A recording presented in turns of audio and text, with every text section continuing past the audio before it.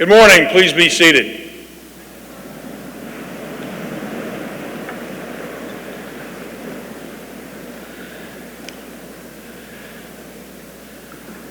It's my pleasure to welcome you to this Greater Issues. The Citadel is honored to welcome the 70th Secretary of State, the Honorable Michael Pompeo, as our speaker today. Secretary Pompeo joins a long line of distinguished guests who have come to the Citadel since Mark Clark inaugurated the Greater Issues series in 1954. We want to recognize the Mills B. Lane Memorial Foundation for its generous support of this series, which has enabled us to host past presidents, American foreign dignitaries, scholars, business executives, and military leaders. I offer a special greeting to Senator Tim Scott and staff members of our other South Carolina legislators. We also welcome Representative Chris Murphy, class of 1990. You each honor us with your presence. This is a particularly special Greater Issues address as it falls on the day America has set aside to honor its veterans, those who have served and led in the most challenging global environments. The Citadel's mission is educating principal leaders in all walks of life, and a hallmark of leadership is service to those you lead. Secretary Pompeo began his long history of service to the nation as a West Point cadet and a cavalry officer with the 7th Cavalry, 4th Infantry Division in West Germany during the Cold War. While he later served in Congress representing the great state of Kansas and as director of the Central Intelligence Agency, he has never forgotten what it means to serve under arms and lead young men and women sworn to protect our way of life. Those he served with have never forgotten his leadership either.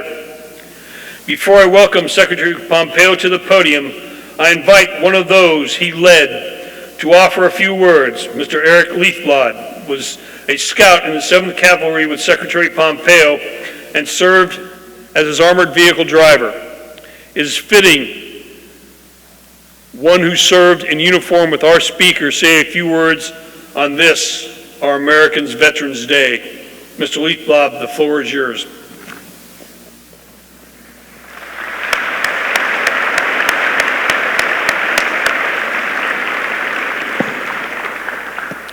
Thank you, General. It is an honor to be here at the Citadel on Veterans Day, and it is also an honor to introduce our next speaker. Now, the world knows him as Mr. Secretary, but I knew him by a different title, and that title was simply Lieutenant. I served under Lieutenant Pompeo as a cavalry scout in the United States Army back in 1987. I enlisted in the Army because I did not believe that I was college material. I planned to make the Army my career. I'll never forget when I found out what my assignment was going to be, and that I would be driving a Bradley cavalry fighting vehicle for our platoon leader, who was rumored to have graduated West Point first in his class. To say that I was a little bit nervous would be a complete understatement. But immediately when I met Lieutenant Pompeo, I knew I had nothing to worry about. I observed his leadership skill. I appreciated his sense of humor. I noted how he valued the men who served under him in his platoon, even me. He taught us in the platoon to expect excellence and to work to achieve excellence. He taught me it was cool to be smart. And he taught me the most valuable calling that a person could have is service to your country. The Army promises, the military promises a transformative experience for all who join. And that is exactly what I got. And that is due in large part to Lieutenant Pompeo. He helped me see my potential. So I began to aspire to new things, such as going to college. He encouraged me to pursue that dream, even though it meant leaving active duty military service. When I got straight A's after my first semester in college, I wrote Lieutenant Pompeo a letter. I sent him a copy of my transcripts. And, he wrote me back, and I saved this letter to this very day because it's so important to me. He told me that he wasn't surprised and encouraged me to continue to work hard. I went on to earn an undergraduate degree. I went on to law school. And you can serve your country in many different ways, not only in uniform. And I never forgot the lesson that Lieutenant Pompeo taught me about the importance of public service. And to that end, I have been a prosecutor for the Cook County State's Attorney's Office in Chicago for the last 24 years. I've held a lot of different jobs in my office. 11 of those years I was a homicide specialist in our gang crimes unit. My mission is to keep the city of Chicago safe. I now serve as director of training for my office. We have 850 prosecutors in the Cook County State's Attorney's Office, and it's my job to make sure that these prosecutors are prepared for the rigors of courtroom trials and motions and other things that happen in Cook County. But in other words, I have the privilege of passing on the spirit of service that Lieutenant Mike Pompeo taught me to these prosecutors. And it is my honor at this time to now introduce to you my Army mentor, my platoon leader, our Secretary of State, Mike Pompeo.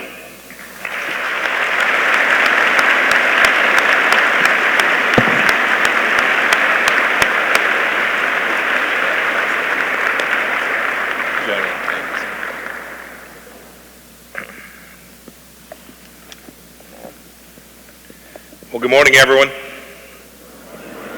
Happy Veterans Day to all you veterans out there. Thank you to Eric for those kind words. It's very special to have one of my soldiers here with me on this amazing day where I've been invited to come speak to this great group of young people here at the Citadel. I invited Eric, Specialist Leafblad, as I once called him,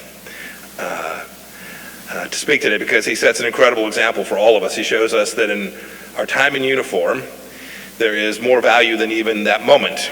And you all sit here in uniform today, you'll know what I mean. It prepares us all for a lifetime of giving back to this amazing country. It helps us reach our potential as individuals and as citizens of the United States of America. And of course, what better day to be reminded of that than today? It's an honor to spend Veterans Day at one of America's great military colleges, a campus that believes deeply in fighting for American ideals, not protesting them. Imagine that. By the way, I hear your football team is still in the hunt for the conference title. Is that right?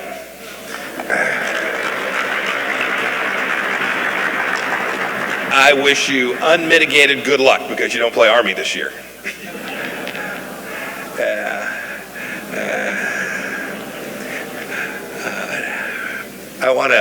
I want to thank the many future veterans that are here today too. All of you who plan to pursue military service after graduating, I salute you. I understand branches will come out on Wednesday of this week. Good luck. I met some of you who chose Armor Branch. Hope you get it.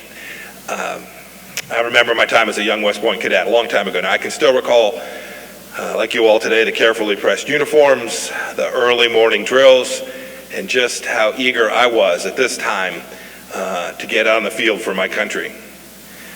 I got my chance patrolling the Iron Curtain during the Cold War. Last week I got back early on Saturday morning from Germany. I had the privilege of returning to where I once stood to mark the 30th anniversary of the fall of the Berlin Wall. Standing there on a chilly November day in Berlin, I felt proud to have played just a tiny part in that victory. I was humbled by the privilege of returning to this ground that I'd walked, that I'd patrolled when I was with Specialist Leafblad, returning as Secretary of State, and grateful to have chosen to get back into service in the United States of America. You should feel that too. You should feel proud, humbled, grateful to be a student at this distinguished institution. And just like Eric, all of you who serve will gain knowledge and skills that equip you for that lifetime of service. And that's what I want to spend today's time sharing with you. I want to tell you a few things I learned in the military that I still put into use every day as Secretary of State. So as you move through your time here at the Citadel, hopefully you will think about these things as well. First, for me, military service turned into the relentless pursuit of excellence. Excellence as a habit. That's what Specialist Leafblad referred to. You know by now that your success as a cadet isn't just about good grades. It's about maintaining discipline in everything that you do. It's about shining your shoes until you can see your reflection. You should check mine out this morning.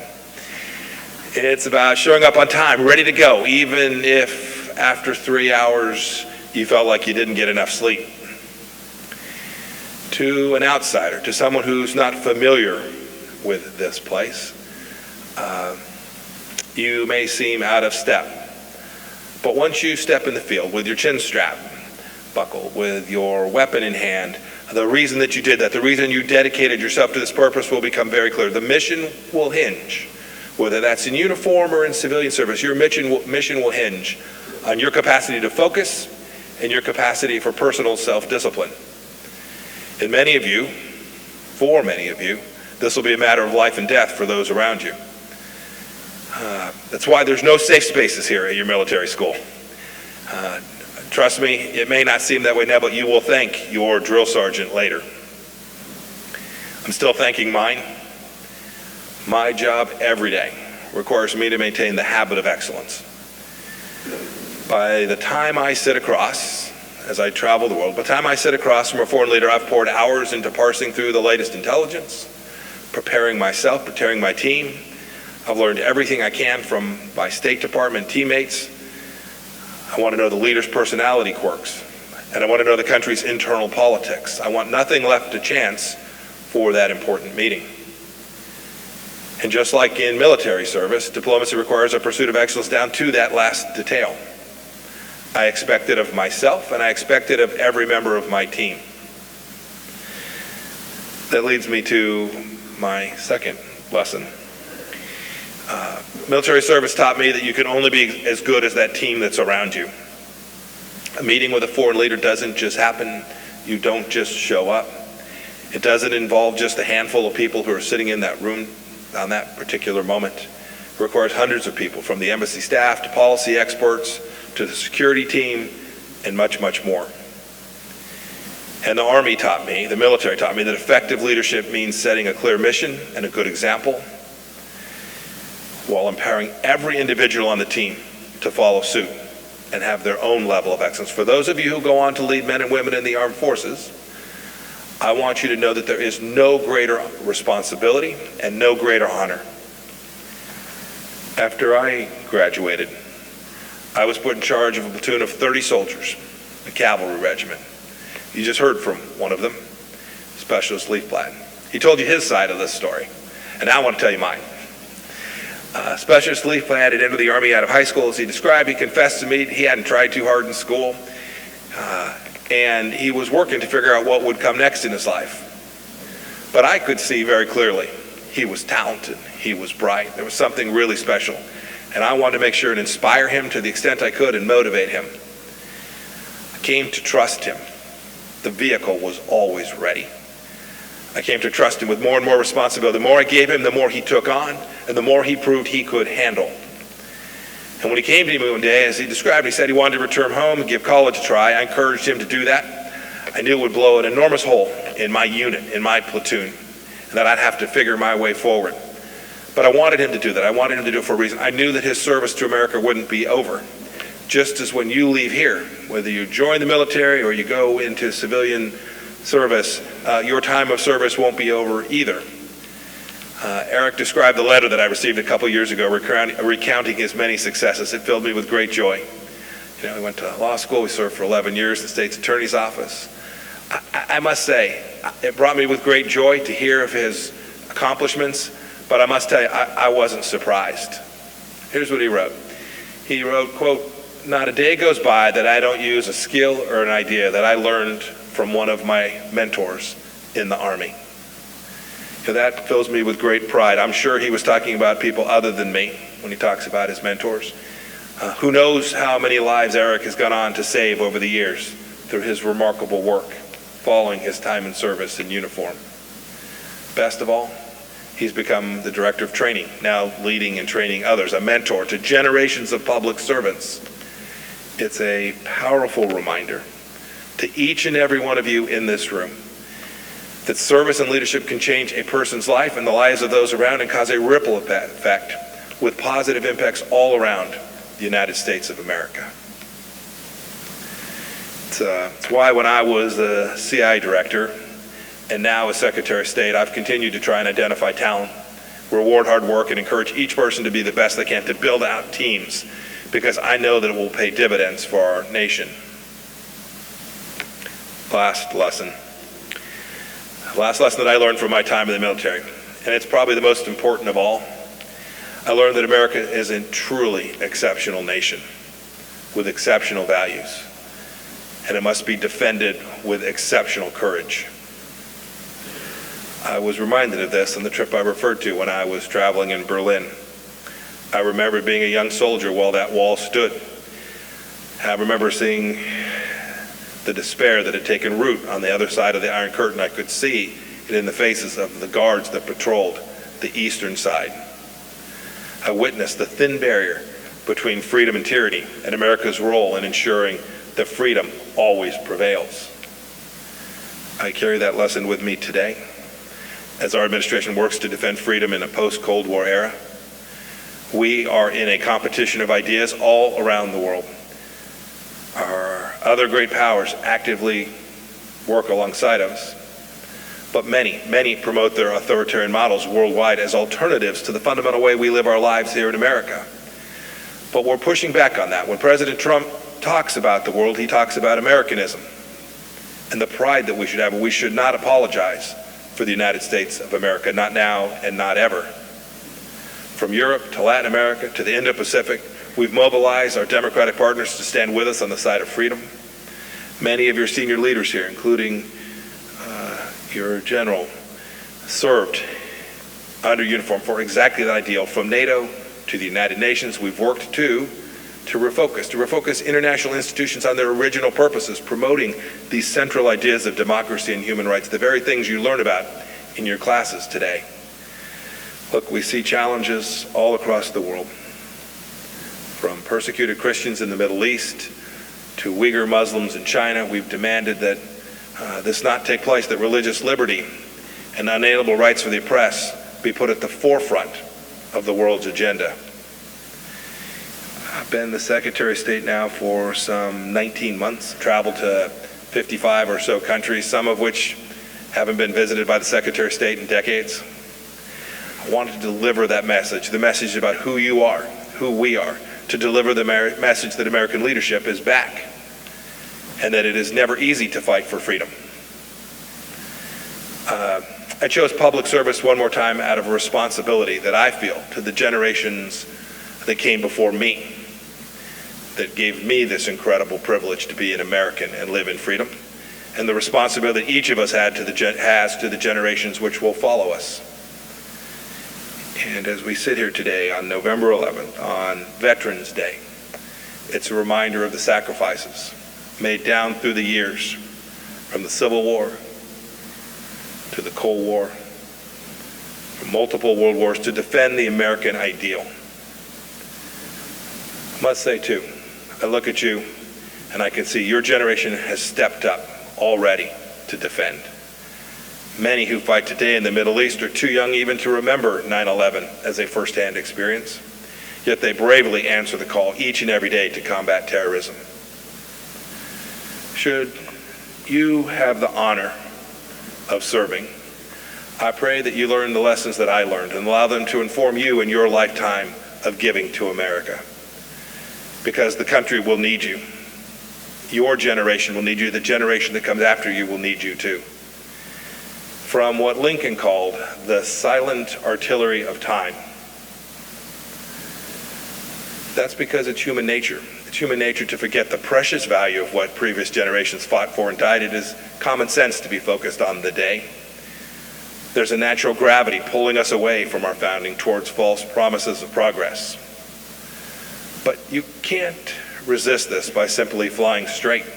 You have to actively steer towards the founding, toward our original ideas of limited government, individual liberty, and of unalienable rights, the founding documents you all read about in your classwork. That requires courage and discipline, what you're learning here at this amazing institution. And it's what you have come to know about paying a price for freedom. I know you will all do this. I know you will all deliver. I look forward to taking some questions today. I want to wish everyone out there a happy Veterans Day. God bless you. God bless this amazing institution at the Citadel. And may God bless the United States of America. Thank you all so much.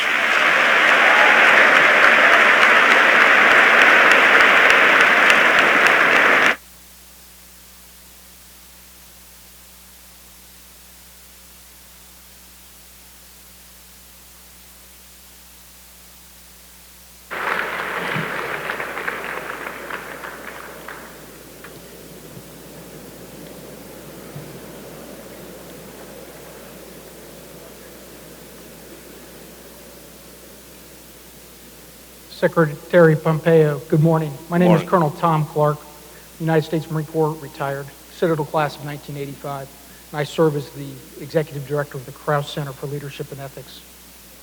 Sir, sitting before you is the future. These are the future leaders of our country.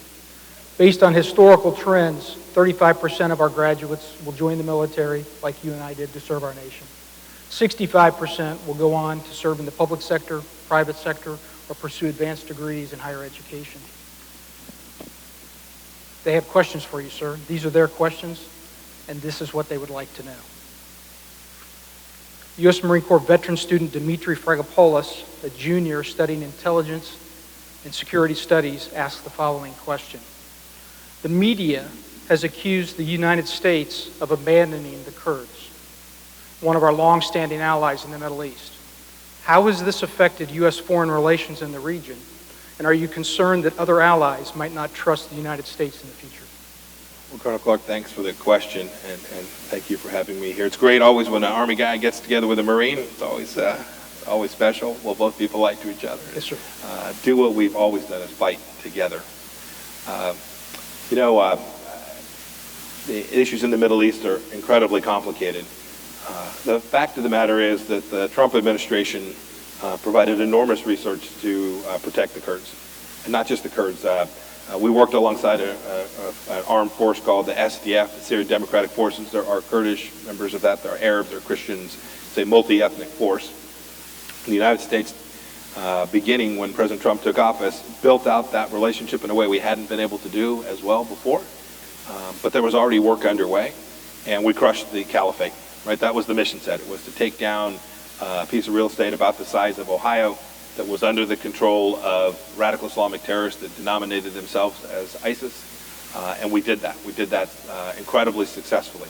The threat from extremism, the counterterrorism threat remains, but the real estate that they owned and the ability to network, control villages, raise money, generate tax revenue, we collectively obliterated. I'm very proud of the work that our military did alongside the SDF and the diplomatic efforts that are underway now in the Middle East to try and create a political resolution to the horrific situation that Syria continues to find itself with.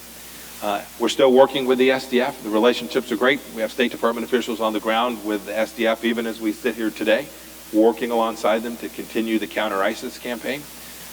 President Erdogan will be in Washington on Wednesday of this week. He'll meet with the president. We will talk about what transpired there and how we can do our level best collectively to ensure the protection of all of those in Syria, not just the Kurds, but everyone in Syria, create a political resolution and deliver on behalf of America's interest in the region, which is to ensure that there's not a terror act here in the United States that threatens our homeland. Sure. Thank you. Sir Cadet Henry Brown is a senior studying political science. He poses the following question.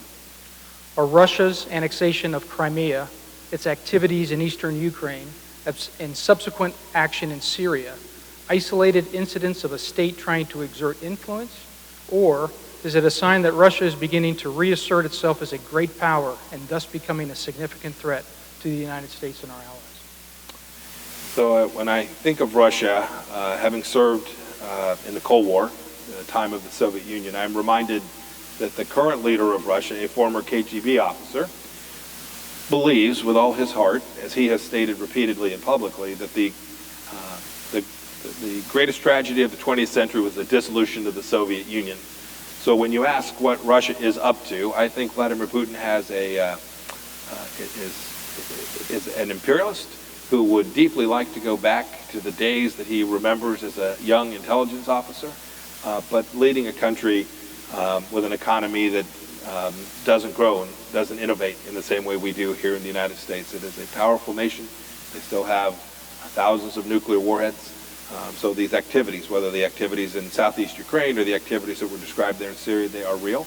It is Russia trying to exert its influence, and we have as a central mission in our administration to push back against them, to raise the cost everywhere we find Russian intervention, and where we can, to find places where we can work with the Russians. When I was the CIA director, I worked closely with my Russian intelligence counterpart. We took down a plot together in St. Petersburg that saved Russian lives. There would have been Americans there as well. We worked together on counterterrorism to try and save lives wherever we could find them.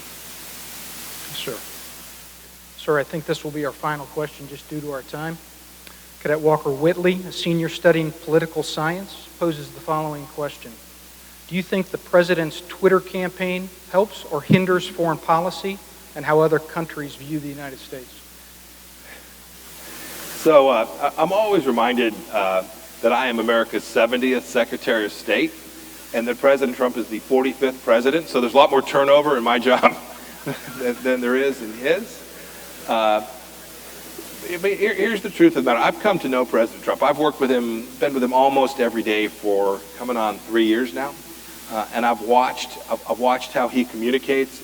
In the old days, it would have been press statements, press releases, or someone speaking from the podium in the West Wing there from the White House press briefing. President Trump does his through Twitter. It's a way he can reach the entire world instantaneously. It is an incredibly powerful communications tool. And I must say, world leaders read it. We will get responses from them very, very quickly. And it is the case that he can shape the information battle space very quickly. And I find that capacity to communicate in a way that is disintermediated, where there's nobody sitting between the president's directive, his mission set, and the end consumer of the information, I provide to be very powerful and very helpful in what it is we're trying to do. Well, thank you, sir. I appreciate the opportunity to share some questions of the students with you today. And we hope that you enjoy the remainder of your visit. Pleasure. Thank you for your service, Colonel Clark. Thank you, sir. I'd like to ask Cadet Snyder to the podium, please.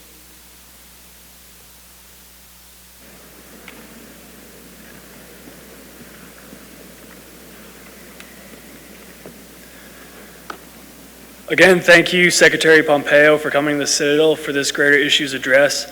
As a token of our appreciation, I present you a photo of a Citadel cadet with the American flag we all hold so dear.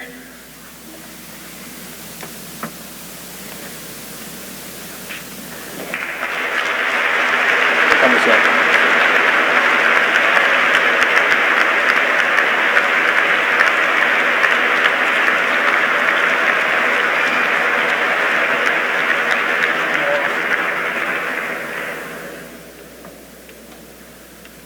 This concludes our program. Please join me in one more round of applause for Secretary Pompeo.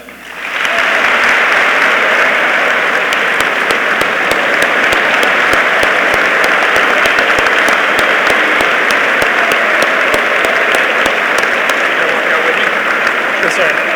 We're going to take one more photo up there. This concludes our program. Will the audience please remain standing and in place while our speaker and special guests depart?